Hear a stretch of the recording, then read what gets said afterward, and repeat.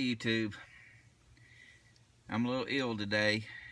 I just turned on the TV, the news was on, and it depressed me before I even could get to the remote to turn it off. I can't hardly stand to watch the news anymore with all this political garbage and everything else they talk about, so I generally don't watch the news. But if you really want some news, if you want to watch news for the pure entertainment factor, what you got to do is get up early. You got to get up and see this 4 o'clock in the morning news crew. These nut jobs are the B team at best. This is the practice squad. Every one of these clowns is about to get fired, and they know it. From the weather guy to the traffic girl to the anchors. But my favorite is the reporter on the street. This is 2016, people. We got the technology to do just about anything, but we cannot get rid of that 3-second gap between when the anchor man at the newsroom asks the dude on the street a question. How's it going out there today, Jim? And there's Jim standing there in a sweater vest. He's got a News Channel 5 hat on that's mutilated, flattened out, looks like it just come out of the butt crack of an elephant, standing there with a blank stare into the camera for about 3 seconds. Looks like he's taking a leak. Then I guess he hears the guy from the studio. Hey, this is Jim on the street. At this intersection behind me, 7 hours ago, there was a collision between two cars. There was minor property damage. No one was hurt. But imagine if it had been in rush hour. Well, it wasn't, Jim. And there's nothing behind you now but an empty street. It's 4 in the morning. Everything is done, gone, cleaned up, and forgot about. That's not even news. I'd hate to be the camera guy that has to hold the 50-pound camera on this moron. Then, it's back to the studio. Here we go to a live commercial from a car lot. It's 4 in the morning. Here's a 300-pound dude in a medium polo shirt. He's hyped up. He has had an espresso enema. He's running around. We got Hondas, folks. We're giving them away. You can't find better prices than this. Hurry up and come on down. We only got 74 more of these Honda Civics at this price. Good Lord, dude. Why you have so much energy at 4 in the morning? I want a shot, hit, or snort of whatever you're on. You were way too excited about selling cars on a car lot that don't even open for another 4 or 5 hours. Good grief, people. I love it. Then it's to the traffic girl. Everything's running smooth coming into town this morning. Well, of course it is. It's 4 o'clock in the morning. Who the heck's going to work at 4 o'clock in the morning? But at 9 o'clock in the morning, when it's bumper to bumper and horns are blowing and people are fist fighting in the middle of the interstate, news crew's gone home. All you got's Maury Povovich saying, "Not the daddy. You're not the daddy." I love it. You cannot beat morning news. But that's enough about that. I'm going to move on to what I was originally going to talk about, and that is this Ruger sp101. I showed the Ruger LCR in one of my last videos, and I liked it okay. It was a super lightweight revolver designed for carrying, which I did not do, and it would really pound you if you tried to shoot the 38 plus P's that it was rated for. It would really put a hurt on your hand after a few of them. So I got rid of it, and then I found myself revolverless, and that's no way to be. If you're a gun enthusiast or collector, you need a revolver. So I picked up this sp101. Bought this one new. It is chambered in .357 Magnum. It has the exposed hammer, the 2-inch barrel, give or take a few hundredths of an inch. I changed the grips from the factory grips, which were rubber with a plastic insert, to these Pachmayr Pro Diamond or Diamond Pro grips. I like these quite a bit better. I ain't sure if I'm going to stick with them or switch to a wooden grip. I like the wood grips on the stainless revolver. I like the look of that. As you can see, it's a 5-shot and it's empty. But if you're only going to have one handgun and you don't care anything about shooting 1,000 rounds a day, you can't hardly beat the old revolver. They're tough, they're reliable, they've been around for a long time, and you just can't beat it. People will down it because it only holds 5 rounds, but 5 rounds will be more than enough to do anything you're ever going to have to do in a self-defense situation. I like it because I use it to shoot these shot shells. I will carry it in this alien gear outside the waistband holster with these shot shells when I'm mowing.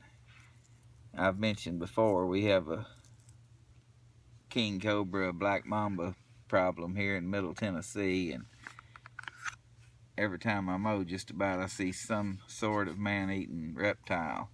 So that's what I use it for. I'll shoot these shot shells, and you can get these for other calibers, 45 ACP, 49. You can probably get them for just about anything. I already had a couple of boxes for the 357 Magnum. And you can also shoot the plus Ps. You can shoot the 38 specials, which I've been doing, and you can shoot the 357 Magnum. So its versatility factor is high. You can also buy this gun chambered in 38 special, but there's no sense in that because you can get the 357 even if you never shoot a 357 through it. Just for pure resale value alone, it's worth it. And I don't think the price is hardly any different. And you can get this sp101 without a hammer. Well, without a spur on the hammer, let me put it that way. And it'll be double action only. It still has a hammer and you can see it. It just don't have the thumb spur on it. You can also get it with a 3-inch barrel.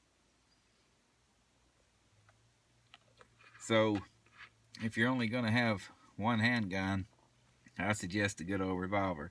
A Smith & Wesson or a Ruger would be my choices.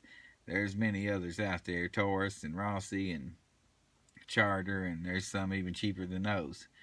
But you can pick up a decent used Ruger or Smith & Wesson for a reasonable amount of money. All of them are going up, and revolvers hold their value a lot better than automatics. I've sold a lot of guns over the years. I've bought and sold hundreds, if not thousands, of guns. And a good old revolver, a good quality revolver, will hold its value and even increase in value.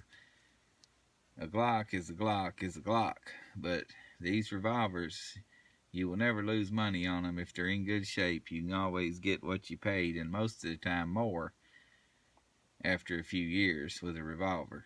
They'll never go out of style, they'll never be outdated, and there'll always be a place in the gun world for a good old revolver.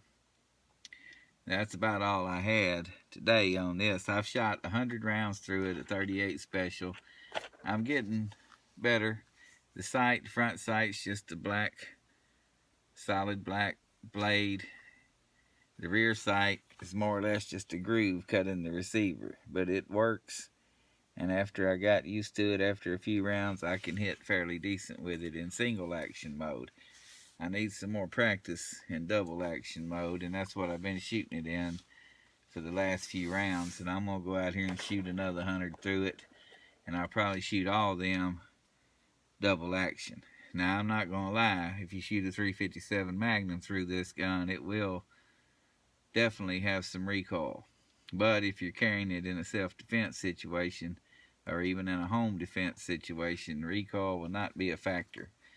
But with the 38 specials, even with the plus Ps, it's a pleasure to shoot. You can shoot it all day long. There's almost no recoil with a 38 special. And it's fun to shoot. It's reliable, just as all revolvers are.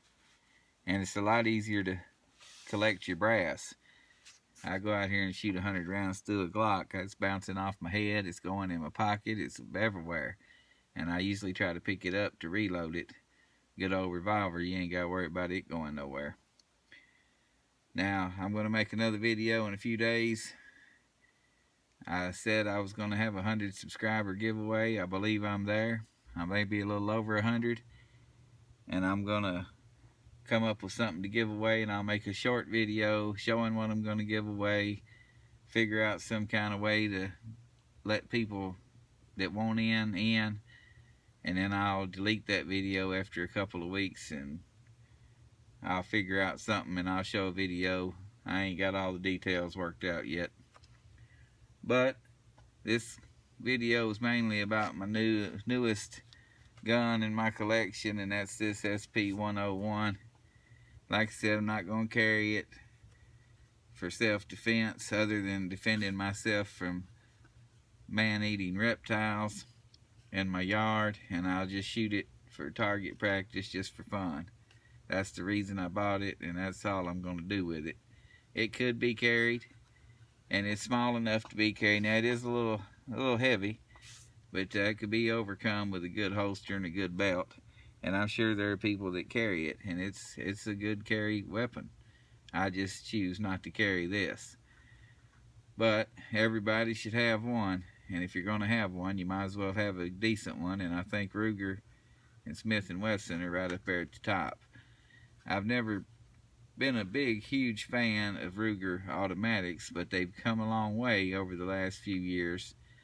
I really like the LCP and the LC9 Pro, but the revolvers have always been rock solid. The Black Hawks, the Red Hawks, Super Red Hawk. There's several different single action and double action revolvers that they make, and they've always been top quality. They can hold their own with anybody. So check out a Ruger sp101 if you're in the market for a revolver. It's a good all steel. It's tough as a tank. You won't ever wear it out. You can shoot it day in and day out without worrying about anything. No failure to feed, no failure to eject, no failure to have the slide lock back. None of that mess goes along with this good old-fashioned revolver. You pull the trigger, it's going to go bang. And that's about all you can say about a good old revolver. And that's about all I got to say about it. So thanks for watching. I'll see you next time.